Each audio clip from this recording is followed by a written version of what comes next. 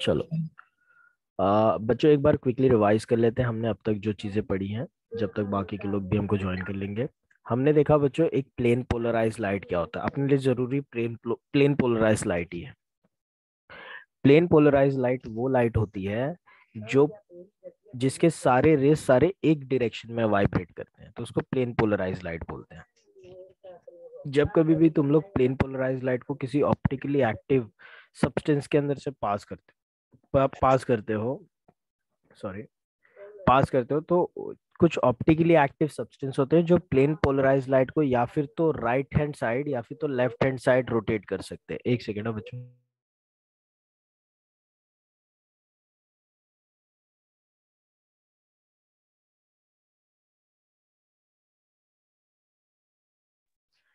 तो optically plane of plane polarise light को rotate करने की टेंडेंसी शो करते हैं, या फिर तो लेफ्ट हैंड साइड या फिर तो राइट हैंड साइड में रोटेट कर सकते हैं। ठीक है। इस फेनोमेना जो है बच्चों, ये plane of plane polarise light को रोटेट करने का, इसको हम लोग ऑप्टिकल एक्टिविटी बोलते हैं। और जो compound plane of plane polarise light को रोटेट कर सकते हैं उनको ऑप्टिकली एक्टिव कंपाउंड बोलते हैं। ये ऑप्टिकली एक्टिव, बच्चों अपने आप को म्यूट रखना है। ठीक है। ऑप्टिकली एक्टिव कंपाउंड जो है ये दो तरह के होते हैं। दो तरह के होते हैं, एक वो जो लाइट को लेफ्ट साइड में रोटेट करेंगे या फिर एंटी क्लॉकवाइज डायरेक्शन में रोटेट करेंगे, और एक जो plane of plane polarise light को क्लॉकवाइज डायरेक्शन में रोटेट करेंगे। एक होते हैं जो क्लॉकवाइज रोटेट करने वालों को बोलते हैं हम लोग dextro rotatory compound, dextro rotatory. और एक होते हैं लीवो रोटेटरी। तो डेक्स्ट्रो रोटेटरी कंपाउंड क्या होते हैं? The compounds which rotates the plane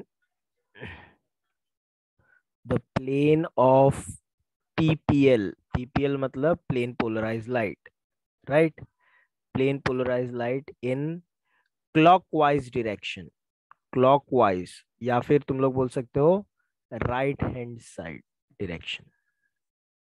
उसको हम लोग बोलते हैं वो कंपाउंड जो सिर्फ लाइट को राइट साइड में ही रोटेट करेंगे, लेफ्ट में रोटेट नहीं करेंगे। उस तरह के कंपाउंड को हम लोग बोलेंगे डेक्स्ट्रोटेटरी कंपाउंड। ठीक है। और लिवोरोटेटरी क्या होते हैं? The compounds that rotates the plane. Yes बच्चों बताओ कौन सी डायरेक्शन में रोटेट करेंगे ये? एंटी क्लॉकवाइज लेफ्ट और hand side. Left hand side या फिर anti clockwise. Rotates the plane of PPL in anti-clockwise और लेफ्ट हैंड साइड डायरेक्शन। ठीक है। जो डेक्स्ट्रोटेटरी सब्सटेंस होते हैं बच्चों, इनको हम लोग डेजिग्नेट करते हैं या फिर सिंबल इनका होता है designated by small L, sorry small D. Dextro है ना, तो स्मॉल डी, या फिर इसको तुम लोग प्लस साइन से डेजिग्नेट कर सकते हो। ठीक है। वैसे ही बताओ लीवो रोटेटरी का क्या डेजिग्नेशन होगा? Small L yes. और minus sign. Minus sign, designated by small L और माइनस साइन से, नेगेटिव साइन से। ठीक है। क्या बात समझ में आ गई सभी को? Yes sir. Yes sir. Yes कर लो, ज्वाइन कर लो यहाँ पे दूसरी डिवाइस से। ठीक है बच्चों, तुम लोग अपना कॉम्पैटिबल डिवाइस ही लेके बैठा करो ना तुम लोग, जब ज्वाइन करना है तो, जिससे तुम लोग को अच्छे से समझ में आए। Dextro rotatory levo rotatory compound जो होते हैं क्या होते हैं, क्लियर हो गया सभी को? तो डेक्स्ट्रो रोटेटरी कंपाउंड वो ऑप्टिकली एक्टिव कंपाउंड होते हैं जो लाइट को सिर्फ राइट साइड में रोटेट करेंगे, कुछ एंगल से राइट साइड में रोटेट करेंगे। और लिवो रोटेटरी वो होते हैं जो plane of plane polarise light को सिर्फ लेफ्ट साइड में रोटेट करेंगे। ठीक है। कुछ एंगल से लेफ्ट साइड में रोटेट करेंगे। क्या बात समझ में आ गई? डेक्स्ट्रो लिवो का बात समझ में आ गया? किसी यस सर। किसी Yes, sir. बच्चों ये जो लाइट रोटेट कर रहे हैं कंपाउंड, इनके अंदर क्या ऐसी अलग बात है? ऐसा क्या अलग है कि लाइट रोटेट कर दे रहे हैं? प्लेन पोलराइज लाइट रोटेट कर दे रहे हैं, कुछ तो यूनिक होगा ना बाकी के कंपाउंड से। पोलैरिटी। क्या क्या क्या Rameez? Polarity. Polarity is not the thing यहाँ पे।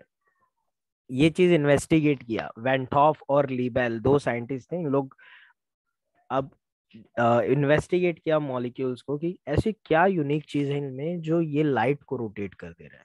जब बहुत इन्वेस्टिगेट किया सॉरी, तो इन लोगों ने पाया कि इनके अंदर दो चीजें होती हैं, दो प्रॉपर्टी। जितने भी कंपाउंड ऑप्टिकली एक्टिव होते हैं उनके अंदर दो चीजें होती हैं, दो चीज ये रहेगी तो कंपाउंड ऑप्टिकली एक्टिव रहेगा, मतलब लाइट रोटेट करेगा, अदरवाइज नहीं करेगा। So an optically active compound must contain, क्या वो दो चीजें हैं? जो भी लाइट रोटेट कर रहे हैं मस्ट कंटेन, दो चीजें होनी चाहिए। या फिर तुम लोग इसको बोल सकते हो condition for optical activity, condition for optical activity. ठीक है, दोनों में से रिक्वायरमेंट क्या है, एलिजिबिलिटी क्राइटेरिया क्या है वो देखो। ऑप्टिकली एक्टिव होने के लिए क्या क्राइटेरिया है? तो बच्चों पहला तो कंपाउंड के अंदर कायरलिटी होनी चाहिए। अगर तुम्हारे कंपाउंड के अंदर कायरलिटी है तो शायद वो ऑप्टिकली एक्टिव हो सकता है, इसमें भी श्योर नहीं है। What do you mean by chirality? बच्चों जो ऑर्गेनिक कंपाउंड होते हैं उसमें क्या कॉमन एलिमेंट होता है, बताओ जरा। Carbon. कार्बन होता है। तो तुम लोग का कार्बन कितने बॉन्ड बनाता है? 4 bond. चार बॉन्ड बनाता है। अगर कोई कार्बन चार अलग अलग एटम या फिर ग्रुप ऑफ एटम से जुड़ा हुआ है तो उस कार्बन को हम लोग कायरल कार्बन बोलते हैं। A carbon is said to be chiral, said to be chiral if it is bonded with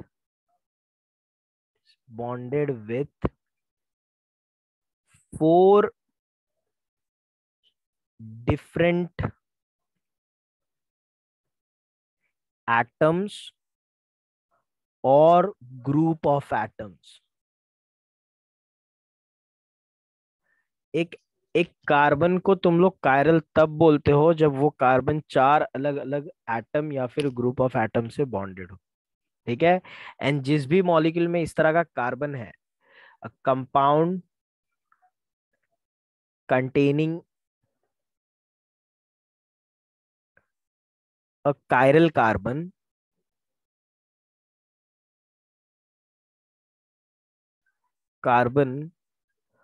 possess chirality।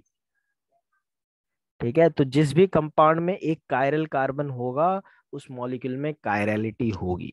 तो पहली बात तो तुम्हारे मॉलिक्यूल में कायरलिटी होनी चाहिए। कायरलिटी का मतलब क्या हो गया कि वो एटलीस्ट एक ऐसा कार्बन होना चाहिए जिस जो चार अलग अलग एटम या फिर ग्रुप ऑफ एटम से जुड़ा हो। एक मॉलिक्यूल का एग्जाम्पल देता हूँ बच्चों, एग्जाम्पल से चीज आसान हो जाती है। एग्जाम्पल देखते हैं हम लोग, टू क्लोरोब्यूटेन का एग्जाम्पल देखते हैं। टू क्लोरोब्यूटेन क्या स्ट्रक्चर होगा बच्चों? टू क्लोरोब्यूटेन, ब्यूटेन मतलब कितने कार्बन है?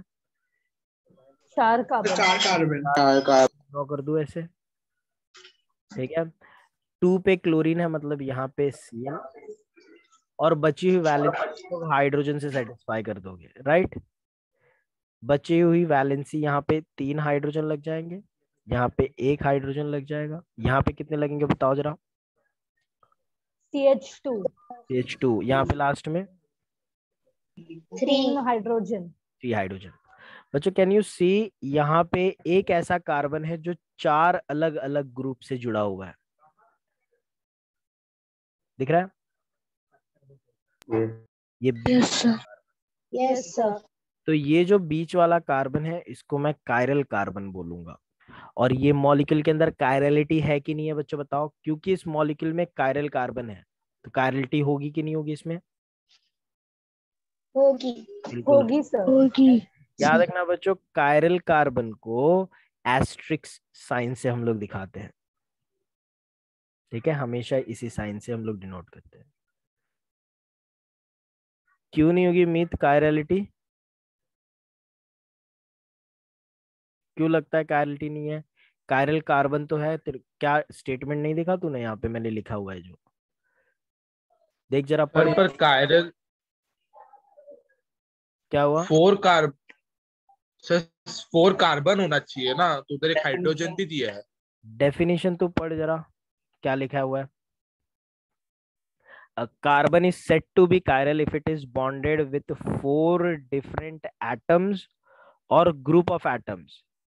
Did I mention anywhere carbon से ही जुड़ा हुआ रहना चाहिए, 4 डिफरेंट कार्बन से? हाँ ओके सर, सॉरी सॉरी। समझ में आ गई बात? तो एक हाँ कार्बन हाँ। तभी कायरल होता है जब 4 अलग अलग एटम या फिर ग्रुप ऑफ एटम से जुड़ा हो। ठीक है, और जिस भी कार्बन में कायरल कार्बन होगा उस कंपाउंड के अंदर कायरलिटी होगी ही होगी। समझ में आ गई बात बच्चों? कायरल कार्बन क्या होता है और कायरलिटी कैसे फाइंड आउट करते हैं सारे बच्चों को? Yes sir. Yes yes sir. Sir. चलो, जिन बच्चों को समझ में आ गया हाथ रेस करके बता दे जरा, तो थोड़ा एग्जाम्पल प्रैक्टिस करेंगे, कायरलिटी ढूंढेंगे हम लोग। यस, चलो बहुत अच्छा। तो कायरलिटी, कायरल कार्बन को हमेशा एस्ट्रिक्स साइन से इंडिकेट करते हैं हम लोग बच्चों। एस्ट्रिक्स का मतलब होता है कायरल कार्बन। चलो बढ़िया, हाथ नीचे कर लें सारे बच्चे। और कुछ एग्जाम्पल देखते हैं बच्चों। ये मॉलिक्यूल है लैक्टिक एसिड, लैक्टिक एसिड बोलते हैं इसको। तुम लोगों को बताना है क्या इसके अंदर कायरलिटी है कि नहीं।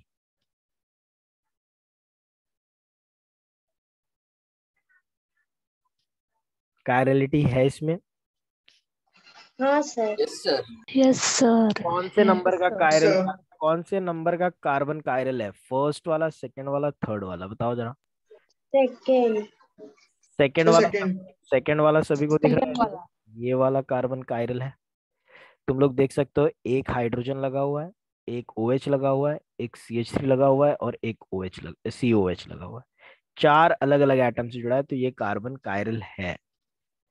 ठीक है, तो कार्बन में कायरलिटी है यहाँ पे।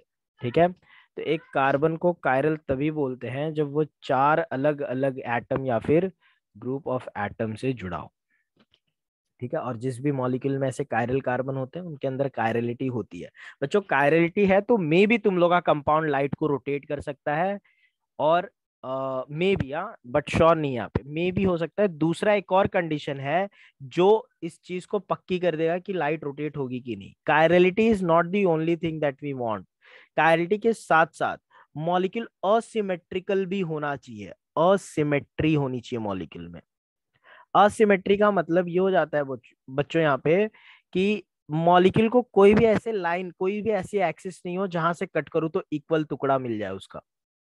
समझ में आ रही है बात? मतलब एक्सिस ऑफ सिमेट्री नहीं होनी चाहिए इसके अंदर। अगर एक्सिस ऑफ सिमेट्री है तो वो मॉलिक्यूल लाइट को रोटेट नहीं करने वाला। जो भी लाइट रोटेट होने वाली होगी वो इंटरनली कंपनसेट हो जाएगी और लाइट रोटेट नहीं होगी, ओवरऑल रोटेशन 0। तो क्या दो चीजें चाहिए? एक तो कायरलिटी चाहिए, दूसरा मॉलिक्यूल में असिमेट्रिक कार्बन होना चाहिए। 1 मिनट बच्चों, 1 मिनट।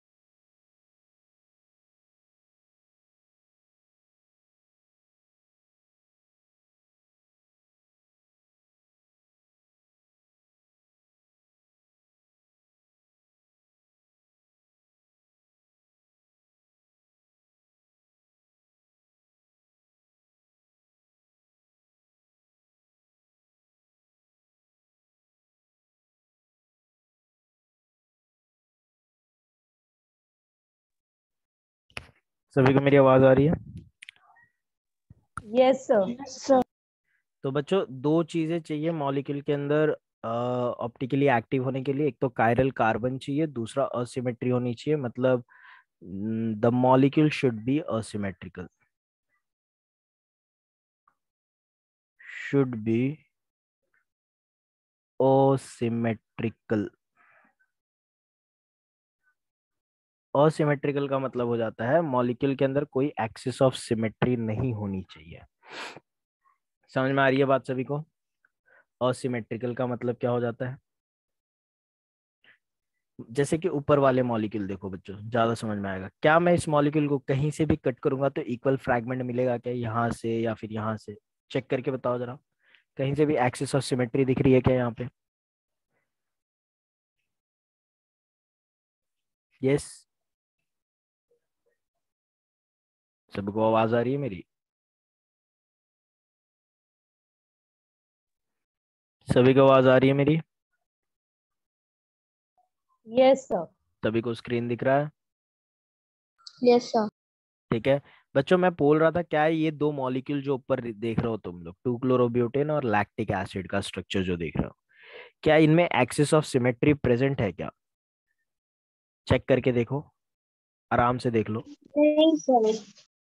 क्या मैं इधर पे इस मॉलिक्यूल को किधर से भी कट करता हूँ तो क्या इक्वल फ्रैगमेंट मिल रहे हैं मुझको कोई भी एक्सिस से? नहीं नहीं सर। क्या एक्सिस ऑफ सिमेट्री यहाँ पे प्रेजेंट है? So the answer is no बच्चों। कहीं से भी तुम लोग कट कर लो, कोई भी एक्सिस से कट कर लो मॉलिक्यूल को, तुम लोगों को यहाँ पे एक्सिस ऑफ सिमेट्री नहीं दिखेगी। यहाँ से कट करके देख लो, नहीं सिमेट्रिकल है। यहाँ से करके देख लो, नहीं। इक्वल फ्रैगमेंट्स बनेंगे तो जाके वो एक्सिस ऑफ सिमेट्री हुई। इक्वल फ्रैगमेंट बन ही नहीं रहे हैं, एग्जैक्ट सेम फ्रैगमेंट नहीं मिल रहे हैं, तो इसके लिए मॉलिक्यूल असिमेट्रिकल है। और ये दोनों रिक्वायरमेंट पूरा कर रहा है बच्चों।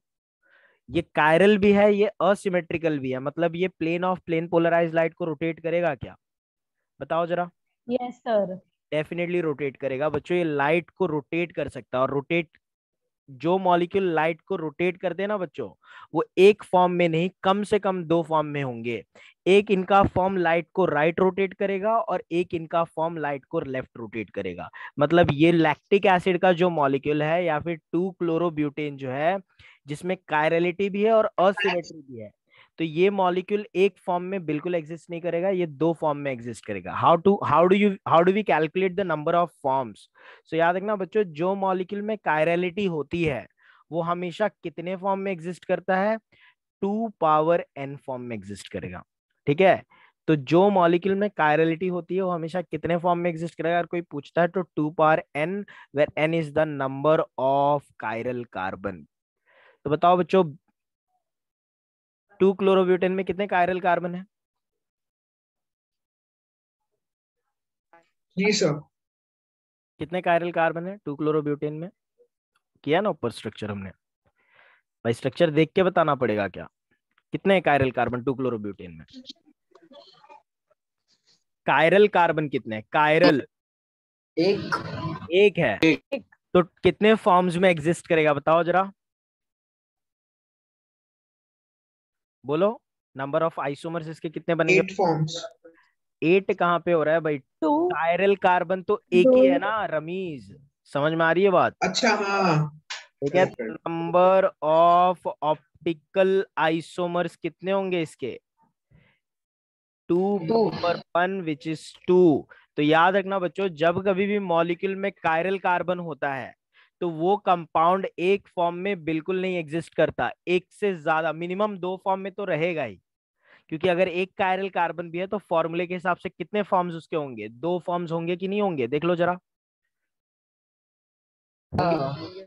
तो दो फॉर्म होंगे बच्चों। इसका एक फॉर्म होगा जो लाइट को लेफ्ट की तरफ रोटेट करेगा और एक होगा जो राइट की तरफ। मतलब एक फॉर्म डेक्स्ट्रोरोटेटरी होगा और एक फॉर्म लीवो रोटेटरी होगा। तो हमेशा एग्जाम्पल के तौर पे मैं लैक्टिक एसिड का एग्जाम्पल दूं अगर, तो एग्जाम्पल में हमने लैक्टिक एसिड दिया। लैक्टिक एसिड जो है बच्चों वो दोनों कंडीशन पूरा कर रहा था कि नहीं? देखो इसमें कायरल कार्बन है क्या कायरल कार्बन?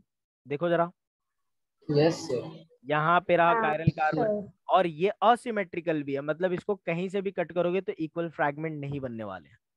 बन रहे हैं क्या? नहीं नहीं सर। तो बच्चों ये मॉलिक्यूल कितने फॉर्म में एग्जिस्ट करेगा? ये मॉलिक्यूल एग्जिस्ट करेगा कि नहीं करेगा वो देखते हैं बाद में, लेकिन क्या ये मॉलिक्यूल लाइट को रोटेट कर सकता है? यस हाँ सर। और जो लाइट को रोटेट करेगा वो कम से कम दो फॉर्म में तो एग्जिस्ट करेगा ही। एक फॉर्म इसका लेफ्ट की तरफ रोटेट करेगा लाइट को, और एक फॉर्म इसका राइट की तरफ। सिर्फ स्ट्रक्चर देख के तुम लोग नहीं बता सकते वो लेफ्ट की तरफ रोटेट कर रहा है कि राइट की तरफ रोटेट कर रहा है। हाइपोथेटिकली अज्यूम कर लेते हैं ये लाइट को राइट की तरफ रोटेट कर रहा है। डी लैक्टिक एसिड है। डी मतलब क्या हो गया भाई? स्मॉल डी का मतलब क्या होता है बताओ? ऊपर पढ़ा था ना हमने। Dextro rotatory. डेक्स्ट्रो रोटेटरी है, मतलब लाइट को राइट की तरफ रोटेट करने वाला है। तो बच्चों इसका दूसरा फॉर्म कैसा दिखेगा? मैंने बोला ना ये मॉलिक्यूल एक फॉर्म में तो नहीं एग्जिस्ट करेगा, दो फॉर्म में एग्जिस्ट करेगा। एक फॉर्म इसका डेक्स्ट्रोरोटेटरी होगा और एक फॉर्म लीवोरोटेटरी। तो दूसरा फॉर्म कैसा दिखेगा? तो बच्चों दूसरा फॉर्म अगर तुम लोग को इसका देखना है तो इसको मिरर के सामने लेके जाके खड़ा कर दो मॉलिक्यूल को। जब तुम लोग मिरर के सामने लेके जाओगे तो जो इसका मिरर इमेज बनेगा ना, वही उसका दूसरा आइसोमर होगा। इसका मिरर इमेज जब इस मॉलिक्यूल को मैं मिरर के सामने रखता हूं तो कैसा स्ट्रक्चर बनेगा बच्चों बताओ? जो OH मिरर COOH नीचे, पहले क्या अपीयर CH3 होगा? ऊपर। मिरर के उस साइड पे क्या अपीयर होगा पहले? पहले OH आएगा। Hydroxy sir. OH आ जाएगा, फिर C आएगा और फिर H आ जाएगा। सही बात है? Yes sir. Yes sir. इसका मिरर इमेज जो बनेगा बच्चों वही उसका दूसरा फॉर्म होगा। समझ में आ रही है बात? तो बच्चों ऊपर वर्टिकल एक्सिस वाले को हम लोग रीअरेंज नहीं करते, जैसा रहता है वैसे लिख देना होता है उसको। सिर्फ हॉरिजॉन्टल एक्सिस वाले को मिरर इमेज के हिसाब से लिख देना है। क्या बात समझ में आ रही है सभी को? काफी बार बच्चे ऐसे भी करते हैं, इसको HOOC लिख देंगे और इसको CH ऐसे लिख देते हैं। बच्चों ये ऐसे लिखो चाहे ऐसे लिखो, बात एक ही है। ठीक है? हॉरिजॉन्टल एक्सिस पे जो चेंज हो रहा है उसमें उसका चेंज लिखना बहुत जरूरी है। क्या बात समझ में आ रही है सभी को? तो वर्टिकल एक्सिस तुम लोग चाहिए तो वैसे रख सकते हो, सिर्फ हॉरिजॉन्टल एक्सिस वाले को मिरर के हिसाब से अरेंज कर दो। क्या बात समझ में आ रही है सभी को? Yes? Yes yes sir. Yes sir. चलो, तो हमने क्या किया बच्चों? इस मॉलिक्यूल का जो मिरर इमेज बना है, देखो अब हम लोग मॉलिक्यूल देख के नहीं बता सकते कि वो डेक्स्ट्रो है कि लीवोरोटेटरी है। उसके लिए डिवाइस होती है बच्चों, एक मशीन होती है जिसको बोलते हैं पोलैरीमीटर। पोलैरीमीटर में तुम लोग कंपाउंड को डालोगे तो वो बताएगा डेक्स्ट्रो है कि लीवोरोटेटरी है। ठीक है? लेकिन मैंने अज्यूम कर लिया कि ये डेक्स्ट्रोटेटरी है, तो डेफिनेटली जो उसका मिरर इमेज बनेगा वो लीवोरोटेटरी होगा। क्या समझ में आ रही है बात? अगर ये डेक्स्ट्रो है तो जो भी इसका मिरर इमेज होगा 100% वो लीवोरोटेटरी होगा। क्या बात समझ में आई सभी को? यस? Yes sir. तो बच्चों ये यस सर। ये दोनों मॉलिक्यूल को अगर ध्यान से देखो तो दोनों का क्या मॉलिक्यूलर फॉर्मूला सेम है? Yes sir. हाँ सर सेम है। मॉलिक्यूलर फॉर्मूला सेम है। स्ट्रक्चर भी पहली बार देखोगे तो ऐसा लगता है सेम ही है, बट क्या अरेंजमेंट ऑफ एटम सेम है उस पे? नहीं सर वो डिफरेंट है। No sir. Arrangement of atom different है। अरेंजमेंट ऑफ एटम डिफरेंट होता है तो उस तरह के मॉलिक्यूल को स्टीरियो आइसोमर्स बोलते हैं। और अगर अरेंजमेंट ऑफ एटम डिफरेंट होने के बाद ऐसे स्ट्रक्चर बनते हैं बच्चों जो नॉन सुपर इम्पोजिबल हो, ये मॉलिक्यूल को अगर मैं उठा के इस मॉलिक्यूल के ऊपर डालता हूं बच्चों, बाजू वाले मॉलिक्यूल पे, ये मॉलिक्यूल को उठा के इसके ऊपर डालता हूं, तो क्या दोनों एक दूसरे पे? बेटा पलक म्यूट करके रखना है अपना, माइक म्यूट करके, कुछ पूछना हो तो अनम्यूट करो। बच्चों इस मॉलिक्यूल को उठा के मैं इस मॉलिक्यूल पे ऐसे डालता हूं तो क्या दोनों एक दूसरे पे एग्जैक्टली फिट हो पा रहे हैं? नहीं। No sir. नहीं हो पा रहे हैं। एक सेकेंड, ये तो मैं ओवरलैप करवा भी दिया। एक मिनट बच्चों। ठीक है? तो अगर तुम लोग इस मॉलिक्यूल को उठा के इस मॉलिक्यूल के ऊपर ओवरलैप करवाने जाओगे या फिर सुपर इम्पोज करवाने जाओगे तो सुपर इम्पोज एग्जैक्टली नहीं हो पा रहा है बच्चों। इसका मतलब ये मिरर इमेजेस जो है नॉन सुपर इम्पोजिबल है। क्या मैं ऐसा बोल सकता हूँ क्या? यस? Yes sir. यस, इसी non super imposable mirror images को हम लोग ऑप्टिकल आइसोमर्स बोलते हैं। ठीक है? तो ऑप्टिकल आइसोमर अब जाके यहाँ पे टर्म आया है बच्चों। देखो हम लोग को पढ़ना था ऑप्टिकल आइसोमेरिज्म, लेकिन उसको पढ़ने के लिए हमने क्या क्या चीजें पहले पढ़ डाली। पहले हम लोगों ने देखा ऑर्डिनरी लाइट क्या होता है, मोनोक्रोमैटिक लाइट क्या होता है, प्लेन पोलराइज लाइट क्या होता है। इसके बाद हमने समझा कि ऑप्टिकली एक्टिविटी कम क्या होती है, ऑप्टिकली एक्टिव कंपाउंड्स क्या होते हैं। और फिर जाना कि ऑप्टिकल एक्टिविटी शो करने के लिए कंपाउंड में क्या चीजें जरूरी है, और फिर जाके पता चला बच्चों की जो कंपाउंड में कायरलिटी और असिमेट्री होती है वो कंपाउंड कभी भी एक फॉर्म में नहीं एग्जिस्ट करता। एक उसका फॉर्म अगर डेक्स्ट्रो होगा तो दूसरा हमेशा लीवो होगा। और डेक्स्ट्रो लीवो आइसोमर कैसे ड्रॉ करते हैं, मिरर इमेजेस बना दो तुम लोग के। ये मिरर इमेजेस जो non super imposable mirror images बन रहे हैं ना बच्चों, इसी non super imposable mirror images को हम लोग ऑप्टिकल आइसोमर्स बोलते हैं। ठीक है, एक minute.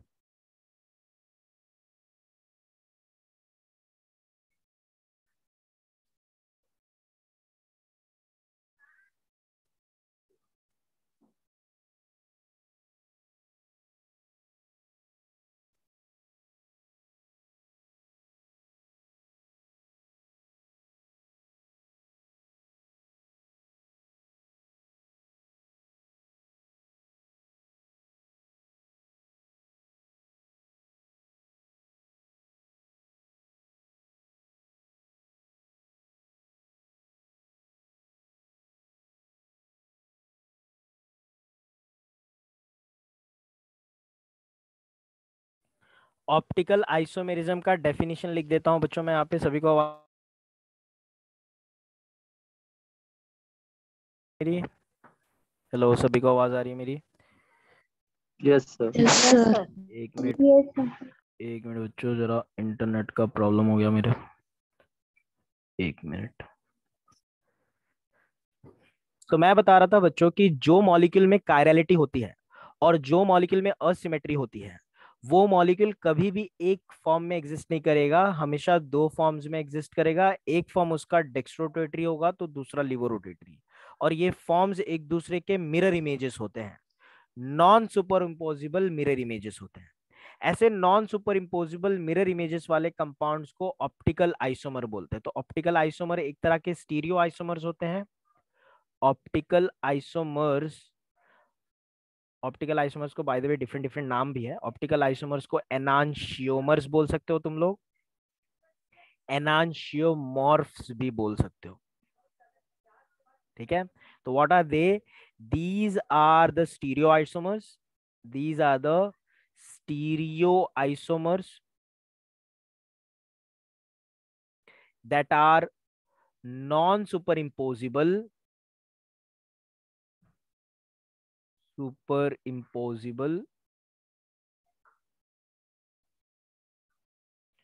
mirror images of each other। एक दूसरे के non super impossible mirror images होते हैं। जैसे कि एग्जांपल देख सकते हो बच्चों, डी लैक्टिक एसिड और एल लैक्टिक एसिड। क्या समझ में आया बच्चों? एनांशियोमर्स क्या होते हैं या फिर ऑप्टिकल आइसोमर्स क्या होते हैं? ऑप्टिकल आइसोमर्स एक दूसरे के मिरर इमेजेस होते हैं जो कि एक दूसरे पे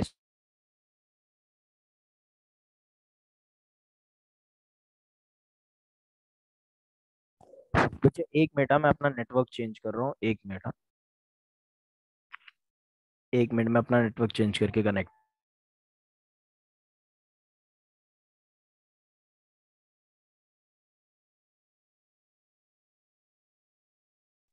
सभी को आवाज आ रही है मेरी? Hello, yes sir. ठीक है। तो ऑप्टिकल आइसोमर्स जो होते हैं that are non super imposable mirror images of each other. जैसे कि ऊपर एग्जांपल देख सकते हो तुम लोग लैक्टिक एसिड का। दूसरा एग्जांपल बताता हूँ बच्चों तुम लोगों को, एक और एग्जांपल देता हूँ। जैसे कि एग्जांपल है मेरे पास ये मॉलिक्यूल बच्चों, इसको बोलते हैं सर बोल विशाल, सर बोल। नॉन सुपर इम्पॉसिबल मतलब? नॉन सुपर इम्पोजिबल मतलब जैसे तेरे हाथ जो है विशाल, तो अगर अपनी हथेली सामने देखता है, अपने हाथ, अपने फेस के सामने अपना हाथ लेके आ दोनों, किसके और सामने? फेस के सामने ऐसे सामने सामने हाथ लेके आ अपने, ठीक सामने, हथेली ऊपर रखना, हाँ रखा हुआ है, और दोनों को साइड बाय साइड ओवरलैप करने की कोशिश कर। क्या फिट हो रहा है तेरा हाथ दोनों एक दूसरे पे? एग्जैक्टली फिट हो रहा है? नहीं तो वही नॉन सुपर नहीं। इम्पॉसिबल होता है भाई। जब एक दूसरे पे मिरर इमेज तो है ना, तेरा हाथ दोनों एक दूसरे का मिरर इमेज ही है, सामने सामने रखा है तो, है कि नहीं? राइट हैंड और लेफ्ट हैंड एक दूसरे हाँ की मिरर इमेज है। लेकिन क्या उन दोनों एक दूसरे पे फिट हो पा रहे हैं? नहीं। वैसे ही तो ये मॉलिक्यूल को जरा फिट करने की कोशिश कर साइड बाय साइड, क्या सुपर इम्पोज हो रहा है एक दूसरे पे? डी लैक्टिक एसिड और एल लैक्टिक एसिड। नहीं। ओ। तो यही मिरर इमेज तो है इन दोनों एक दूसरे के, लेकिन एक दूसरे पे सुपर इम्पोज नहीं हो पा रहे हैं। समझ में आ रही है बात? तो ओ। वैसे हाँ मॉलिक्यूल हाँ। को non super imposable mirror images बोलते हैं, और यही non super imposable mirror images एक दूसरे के ऑप्टिकल आइसोमर्स होते हैं। क्या बात समझ में आ गई विशाल? हाँ। Okay sir. पर सर बोलो। ऐसे करेंगे तो फिर आता है ना ऐसा, लेकिन एक के वैसे ऊपर नहीं एक। करना है ना, वो मिरर इमेज ऐसे नहीं हो रहा। हम लोग लैटरली ओवरलैप करते हैं, लैटरली ओवरलैप करने की कोशिश करनी है। प्रार्थना जैसा, प्रेयर ओके जैसा नहीं, सर। फॉर्म में नहीं करना। ठीक है? तो ये चीज हो जाती है बच्चों। एग्जाम्पल एक और देखते हैं हम लोग बच्चों, यहाँ पे एग्जाम्पल देखते हैं हम लोग एक और मॉलिक्यूल का, इसको बोलते हैं एलानिन। एलानिन इसका नाम है। चलो बच्चों, मेरे को पता नहीं है डेक्स्ट्रो है कि लीवो है, लेकिन मान लेते हैं ये डेक्स्ट्रो है, डी एलानिन है। ठीक है, मान लेते हैं ये डेक्स्ट्रो रोटेटरी है। तो इसका लीवो रोटेटरी फॉर्म कैसा होगा? सारे ट्राई करो जरा, बनाओ बुक में। बुक लेके बैठा है ना सभी ने? NH2 ऑपोजिट में। हाँ बनाओ बनाओ, ऐसे बोल के नहीं, बना के बताओ। बना लो सारे, बुक में बना लो। सारे ट्राई करेंगे। सारे इसका मिरर इमेज बनाने की कोशिश करें, और बन जाए तो हाथ रेस कर दो जरा। सारे इसका, ये डेक्स्ट डी एलानिन है, I want the structure of L alanine. सारे ट्राई करें जरा, बना के देखो।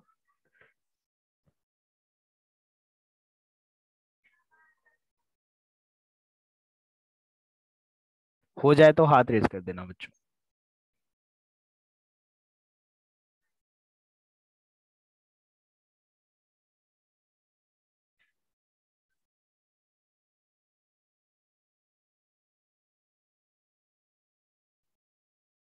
Yes, very good. काफी बच्चों ने हाथ रेस कर दिया है। चलो, क्या बच्चों तुम लोगों ने यही स्ट्रक्चर बनाया क्या? यस, पहले बना लेने दो फिर आंसर वो देना। यही स्ट्रक्चर बना सभी का? यस, यस किसने सर। स्ट्रक्चर बनाया? Yes sir. Yes, yes sir. ये एक अमाइनो एसिड है विशाल।